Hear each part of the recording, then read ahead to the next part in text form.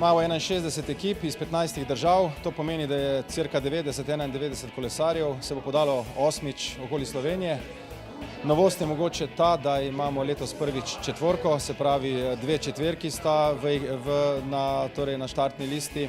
Imamo 2 spremembi, in sicer v prvi etapi spustiti smo mogli Pivko in Ilirsko Bistrico zaradi del na cesti. Tako da gre letošnja etapa direktno na Hrušovje, Razdrto in pa Divačo ter na to na star del trase na Kozino. In pa v drugi etapi iz Sežane ne gremo na Štanjel direktno, ampak na Vrhovlje, Komen, Kostanjevico na Krasu in nazaj v Gorico na stari del trase.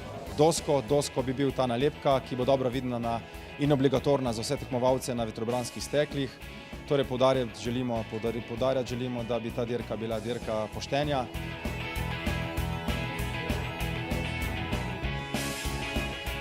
V bistvu bi rad sam čim bolj uspešno zaključil.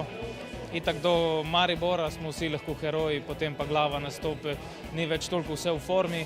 Je koliko si prepričan vase, koliko si zaupaš, da res zmoreš in koliko greš lahko čez sebe. Tako da lahko se naredimo kolesarje in če verjamemo dosti, lahko tudi pripeljemo na prvo mesto. Tako da bomo videli, kaj bo. V soboto bo vse jasno. Malo sem imel letos smole z poškodbo rame, tako da nisem čisto 100% pripravljen, ampak jaz upam, da še zmeraj dosti, da se lahko borim za zmago.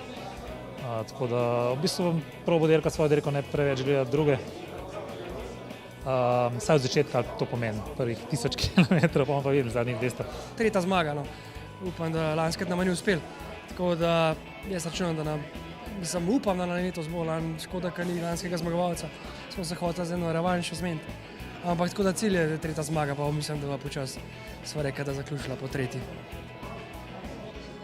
Noč se vse povedal, vse po staremu je. Taktika bo podobna, tako da nimamo kaj spreminjati. Ekipo imamo drugo letos, tako da neko se v to obnesli, ostalo je pa isto.